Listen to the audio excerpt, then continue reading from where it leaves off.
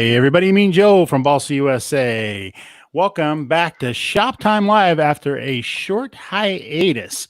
I want to thank Chuck and Ronnie for being with us tonight. Welcome, guys. I see the chat room starting to fill up. We had a couple of issues. First off, Thursday night, we had a power issue at Joe's. And then Saturday, we did the soldering video, and I posted that just a little bit early so you guys would have that available to you so you could kind of get caught up with us. So that was what that was. So apologies for that. I see everybody starting to come in. Good to see you guys. Thanks for joining us back. I did want to make one little addition to the soldering video that I realized after the fact that I'd forgotten to put in. So if you've watched the soldering video, everything is good to go all the way up to the very end. And what I forgot to mention was at the very end, after you've got your gear soldered and everything is good to go, you want to make sure you go back and clean your joint with lacquer thinner and hot soapy water.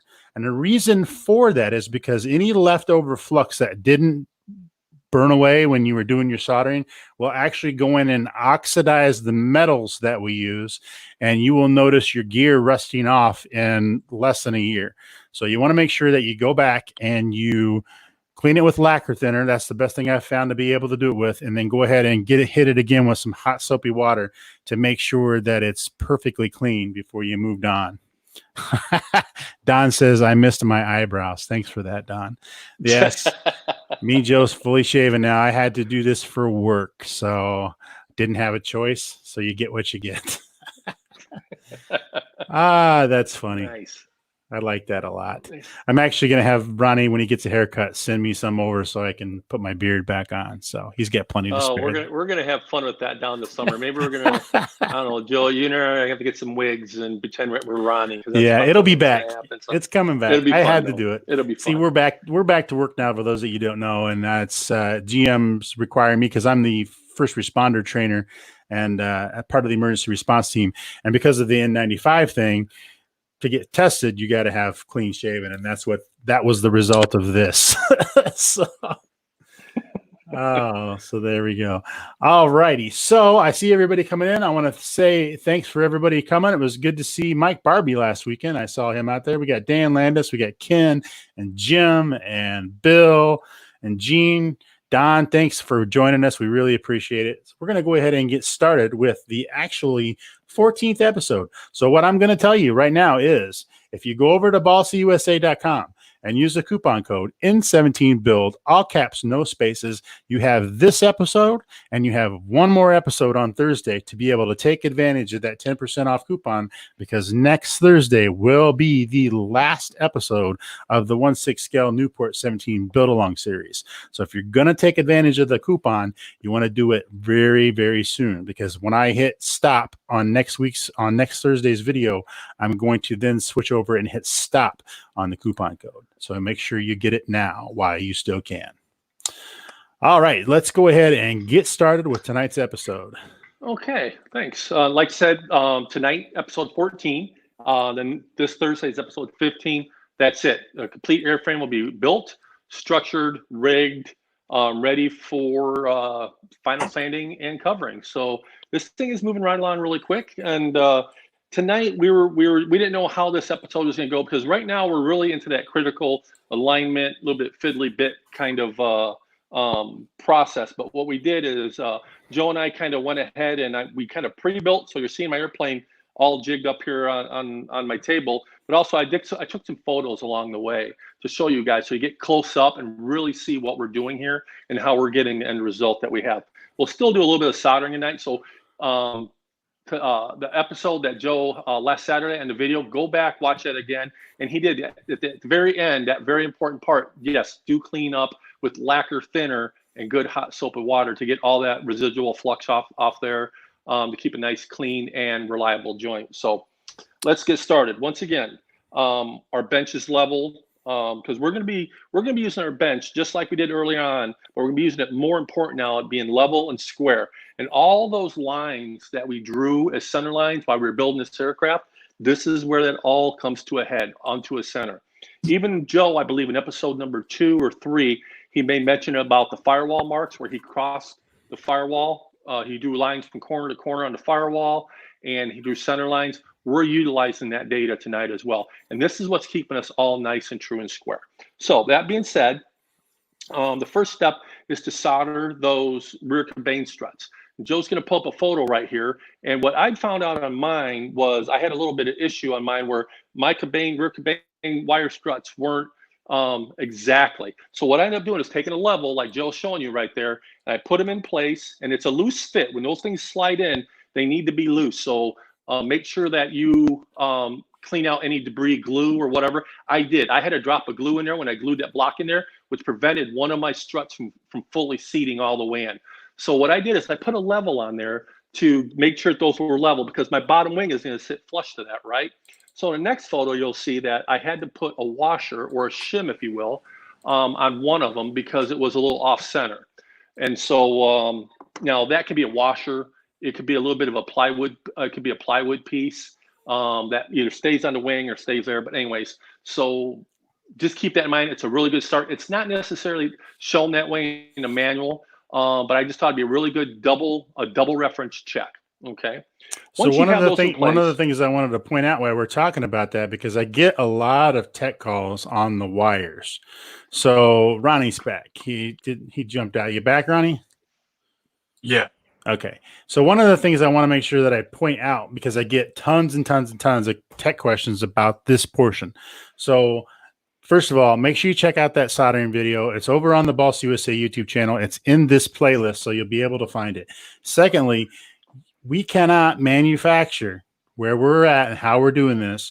We can't get those wires to match exact to the plans. Okay. Just impossible to do. The time involved would unfortunately make the price increase. And keep in mind that that paper, we talked about this before, that paper moves. Okay. Right. The wires move too. People don't think about that, because what happens is when we bend music wire, we've got an old school bender that we bend the music wire on. When we bend that wire, once it's bent, it relaxes, and it can actually relax. It's weird, but it can actually relax in both directions from the bend. Okay. So keep that in mind. So when you get your kits and you lay your wires down and they don't look right, it's okay. They're the right wires. It's just not going to look right to you. Once you get it all put together, like what Chuck was saying with shims and that kind of stuff, it'll look correct.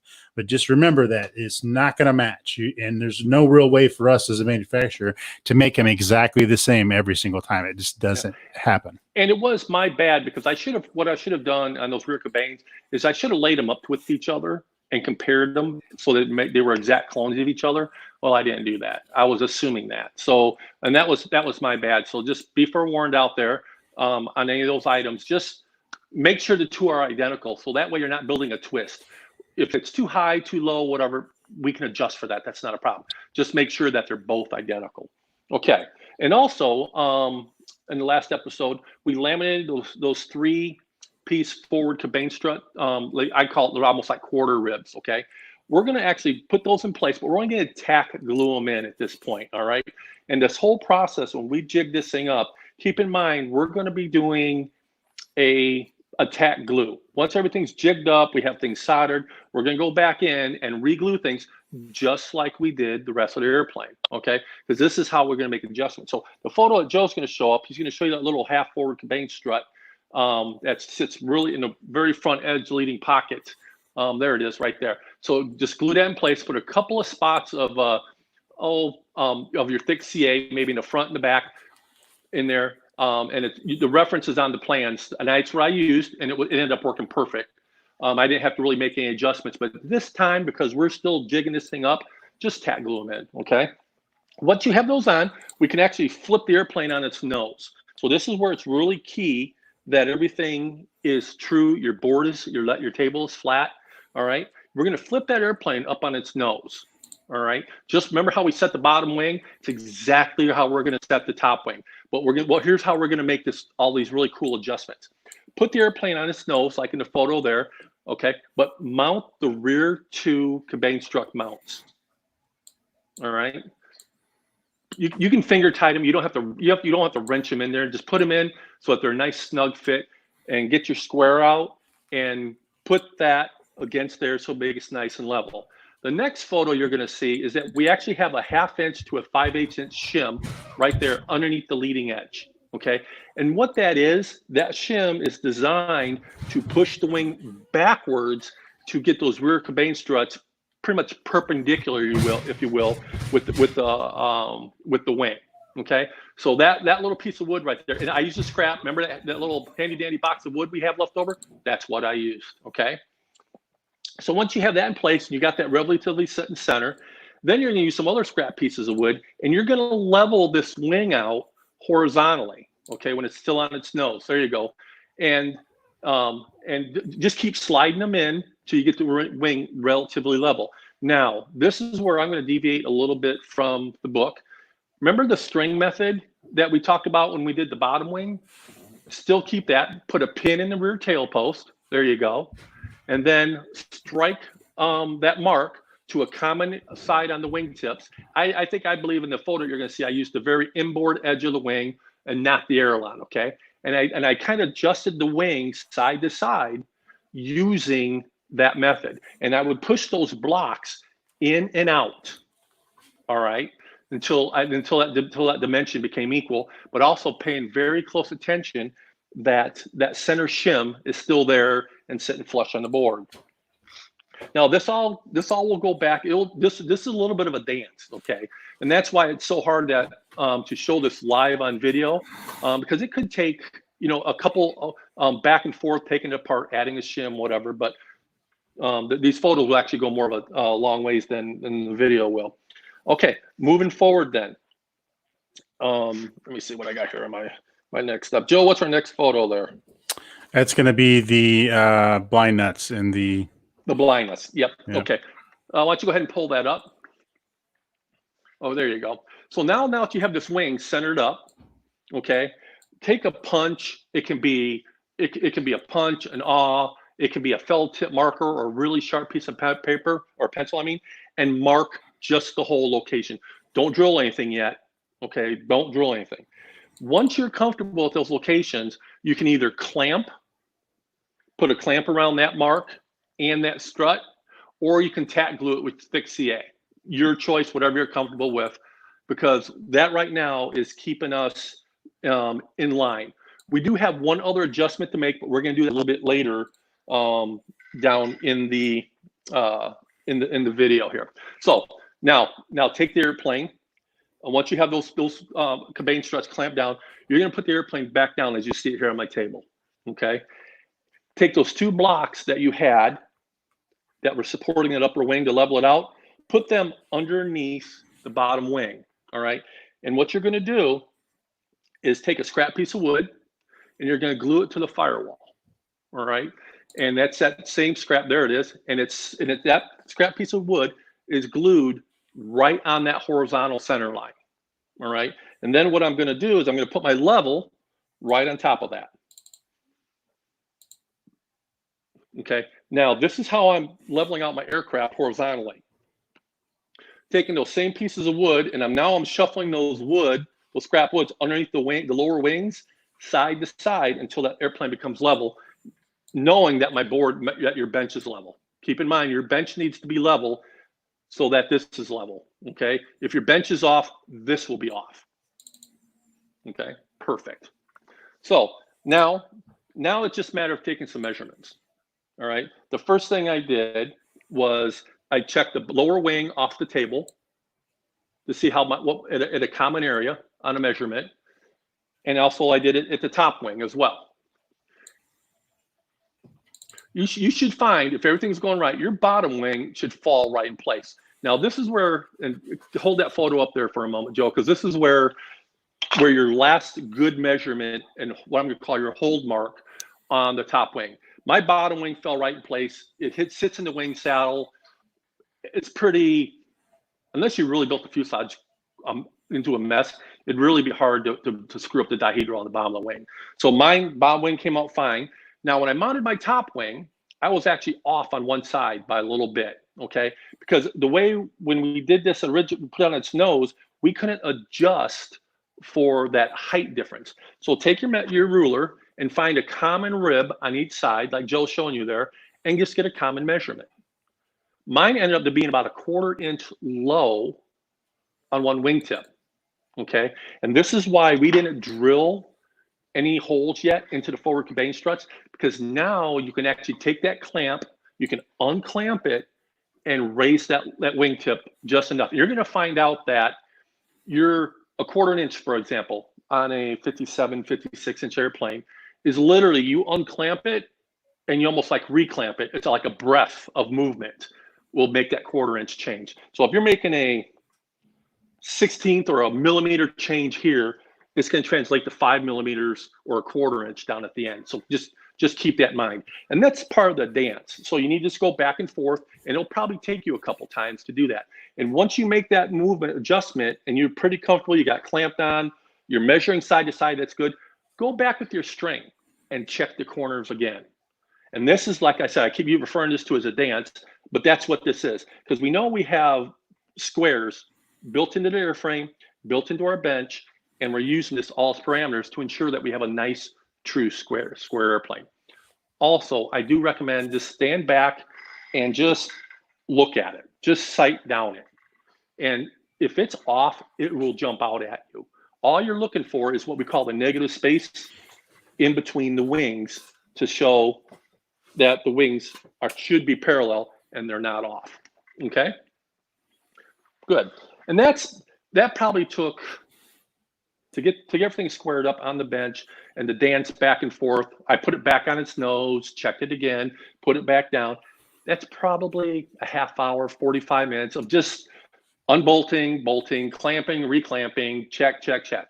And that's where something, if we did this in this video, would still be on step one of what we talked about. So that's why these photos will help you very much. And so you can always go back in a video if you're building your airplane or you haven't caught up to us yet. You can always refer to those measurements. And then once you're happy with everything, you're on the board, it's all good. Take your scrap 1/4 inch balsa sticks, 1/4 inch square. It could be a 3/16 by 1/4. It just needs to be scrap sticks, and we're gonna CA it to the very bottom spar. Don't do it to the top yet, okay? Do them on both sides.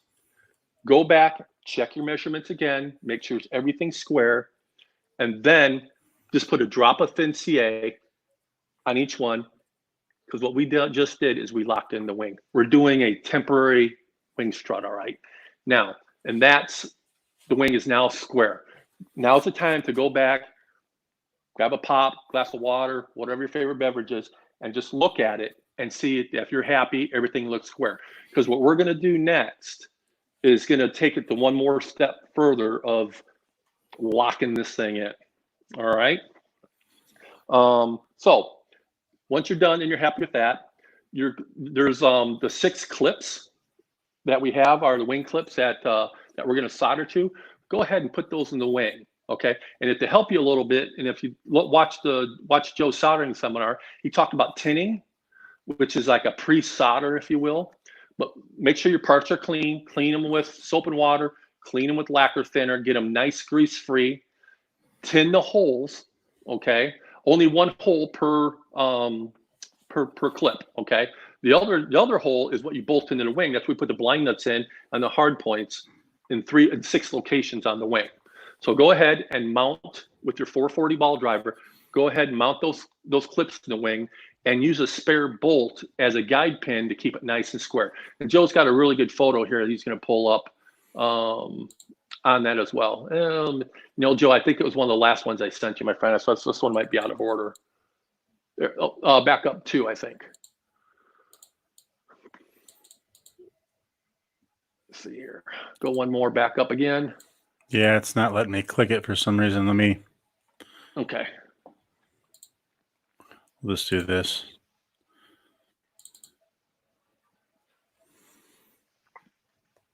One more. I think. Might be missing one. Am I missing? It must not have sent. Okay, that's all right. No big deal. No big deal. So what we're gonna do is hold it right there, Jen. Joe, I can talk right through this. That bottom clip right there in the corner where you see the little 2 V struts coming to, all right? There you go. We're gonna bolt those in place, snug them down, all right? There, that's perfect. And they're gonna be pre-tinned before you put it in there. Okay. So one of the things to remember with that, when you guys are doing your soldering video, and I wasn't sure if I was clear enough, but so you're going to tin. Your tin is going to allow your solder to grab faster. So once you tin, you're going to want to clean it again. So you're going to want to go in, hot soapy water, lacquer thinner, clean out where you tinned it.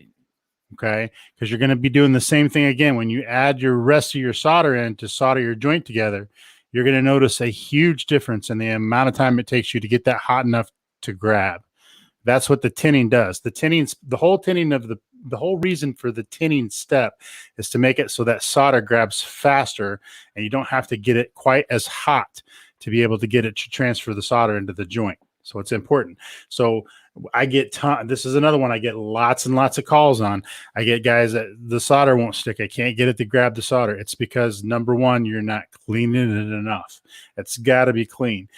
In the video, I didn't take the time to clean it like I would normally clean it. I only took a couple of minutes, but normally for a joint like a landing gear, I'm going to clean that thing for a half hour, 45 minutes to make sure it's clean. It's boring, it's repetitive, but if I want that joint to stick, that's what you want to do. That's very good. And guys, just so what I did is before I did any soldering on here, I cleaned all the parts, all the wire components, okay, all the clips. I cleaned them and I tinned every one. So I did this little sub-assembly, if you will, so that when this thing starts falling into place, everything went so much quicker and it soldered so much better. I have actually had this side of the airplane that you're seeing here soldered up already once, and I unsoldered it to do this demo for you guys and to take the pictures on the process of this. So that being said, what I'm going to do, once you have it all jigged up, you have your quarter squares or whatever scrap you have glued in place, and you're happy. All right, slide in the rear cabane, which is the rear part of the rear part of the V, through the top of the wing and into that that clip. Now, something that I did is I ended up opening up the holes just a little bit more. I did run a rasp through there, open up so that they slid a little bit easier. Because here's what you don't want. You don't want to force that in. You want everything to slide nice and easy. You don't want to have a gap, so you just need a nice transition, because we don't want to force the swing out of trueness. All right, so I'm going to use my soldering iron here, and we're just going to do this live. So these are all pre-tinned, so this should go pretty quick. So all I'm doing is laying my soldering iron on this.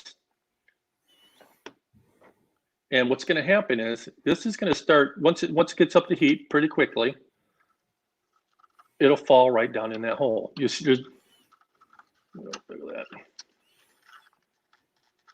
So I want to point something out why Chuck's soldering here. Chuck has what's called an instant on soldering gun. Okay, so he squeezes a trigger and it heats that element. Yep. What you have to be careful of, if you're using a soldering iron like what I use the Weller 175 watt iron. While you're doing all your setup, what I normally do when I'm going to solder is I plug it in, I bring the iron up to heat, and then once it's up to heat and I'm fiddling around with all the other stuff, I unplug it. So this is another big mistake people make when they're doing their soldering. They let that iron set on the bench while they're doing all their setups and doing all their fiddling around, and then the iron is too hot, and when you touch it, the flux burns off too quickly to do its job. So make sure while you're doing your setups and while you're getting everything ready to solder, don't leave that heat on. Now, if you've got one like what Chuck has with the instant on thing, you squeeze the trigger and it heats up. That's ideal. But the ones like what I have, the old school ones, make sure that you don't let them get too hot, because then you're going to have the same issues that you're having if it's not clean enough. The same thing's going to happen because you're going to fry your solder off there so quick, or you fry your flux off of there so quickly, it's not going to be able to do its job.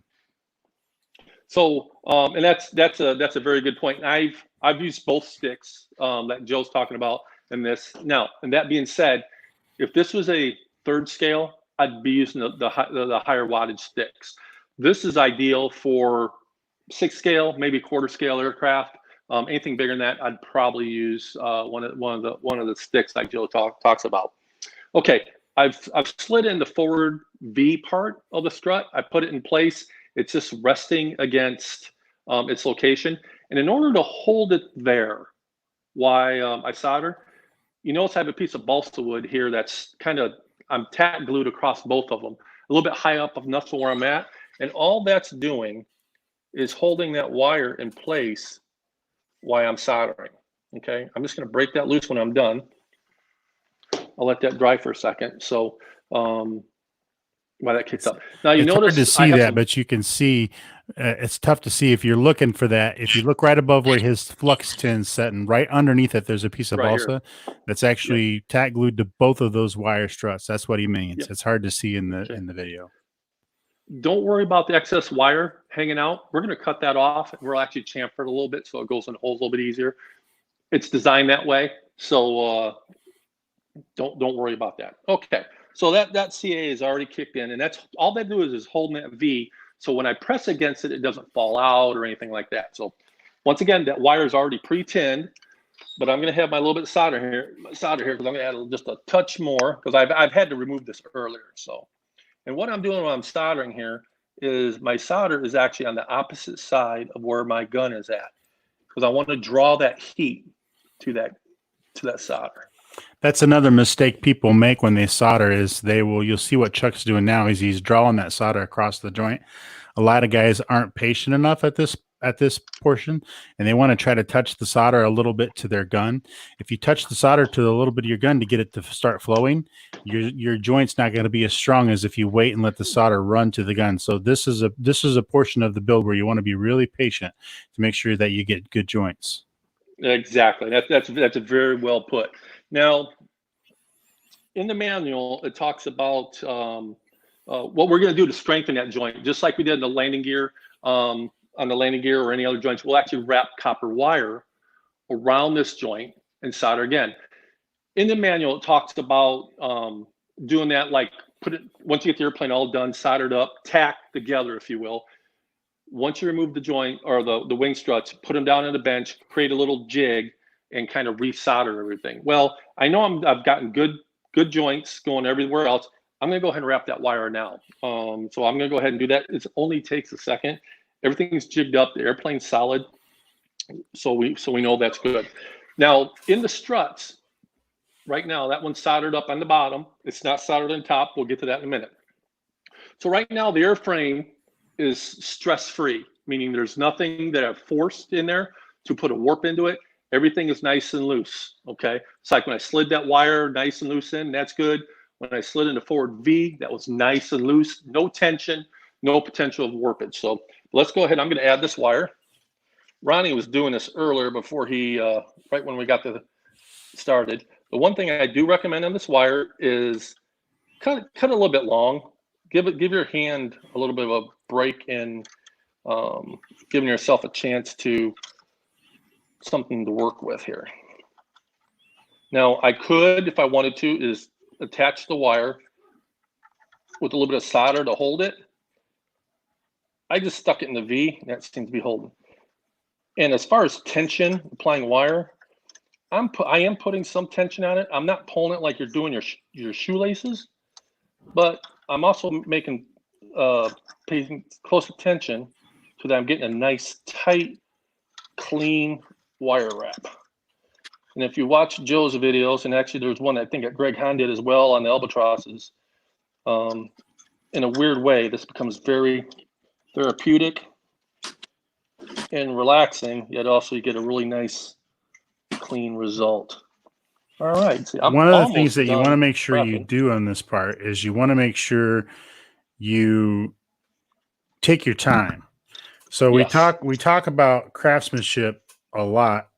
And this is one of those sections where you're going to want to make sure you take the time to wrap the wire. You're going to want to make sure that you take the time to get the soldering right. Because I understand, and somebody said something to me about the other day. Yes, this wire is going to be covered up. You're not really going to see your joints that much because this has like little fairings around it when we get it all put together.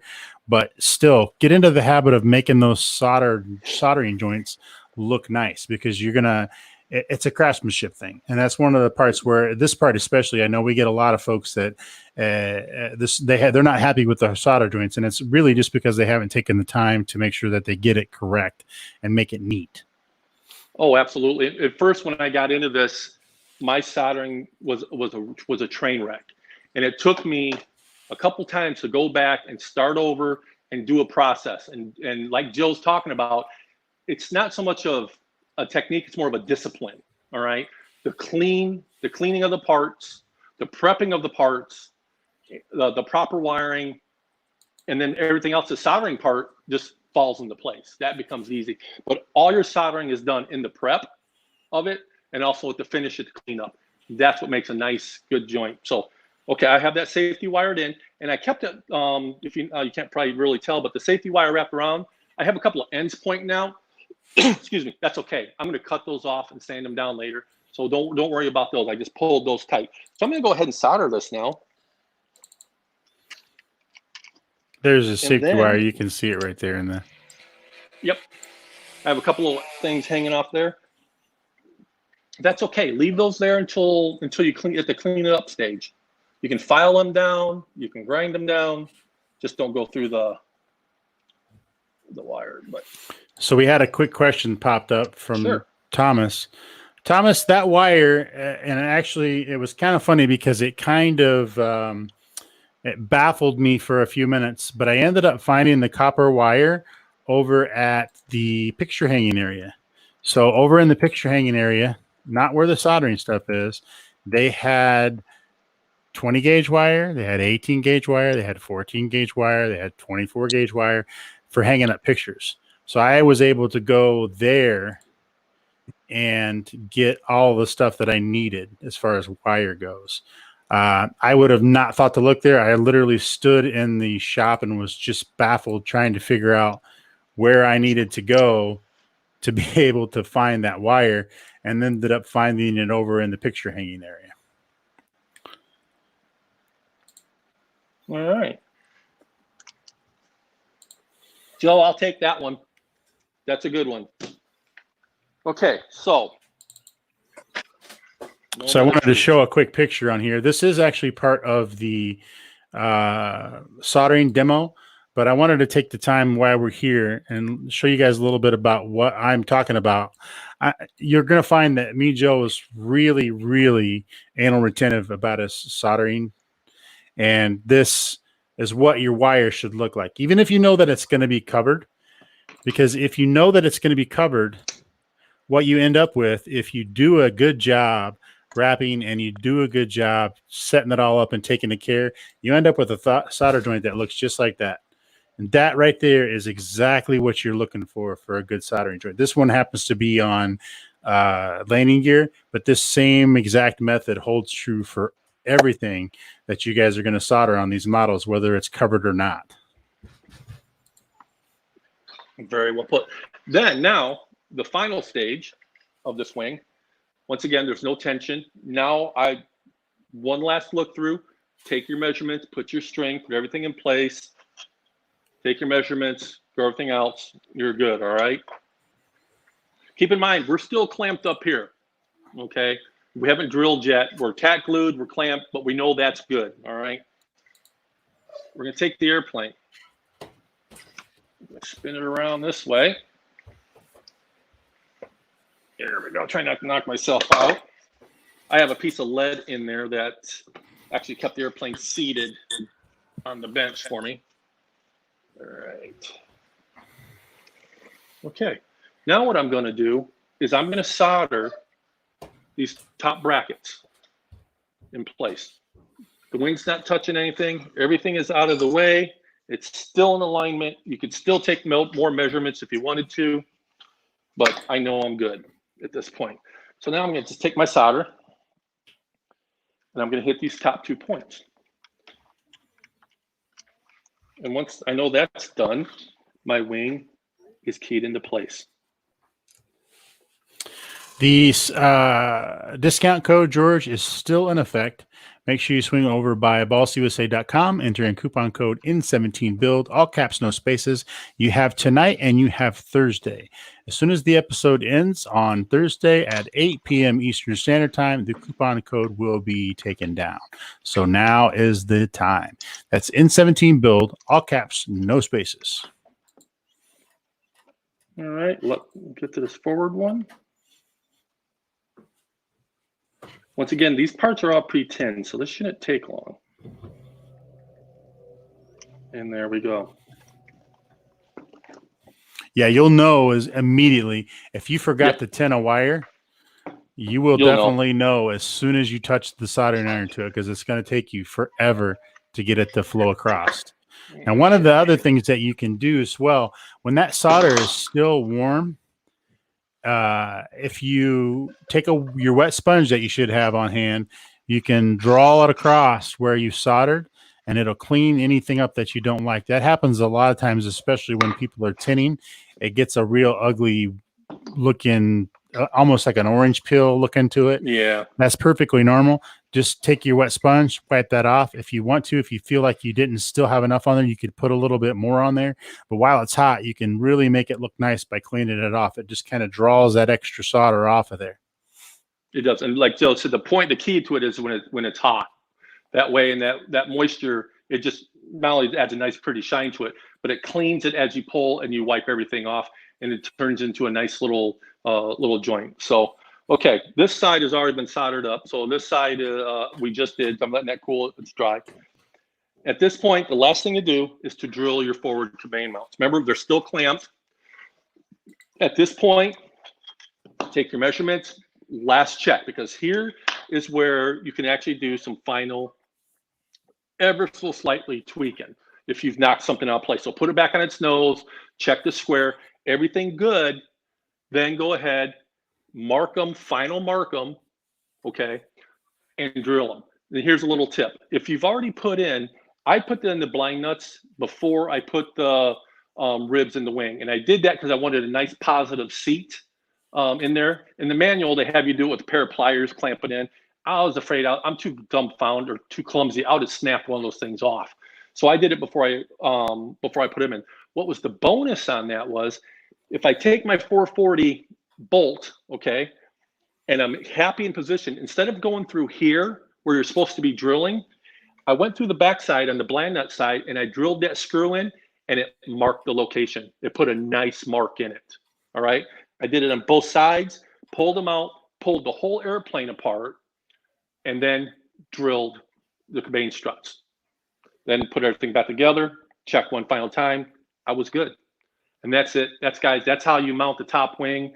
You set the incidence levels, you get everything square, and we're good. Next episode, we'll come back and we'll finish up on the tail side of things, just to lock some things down, maybe have some Q&A questions with you guys out there, and put the landing gear on, maybe even bench fly it a little bit to see how this thing looks. Just don't crash it. Don't plan on it. All right, guys. I am thinking that's going to wrap up episode 14. Keep in mind that next Thursday, so today after tomorrow, is going to be our last episode.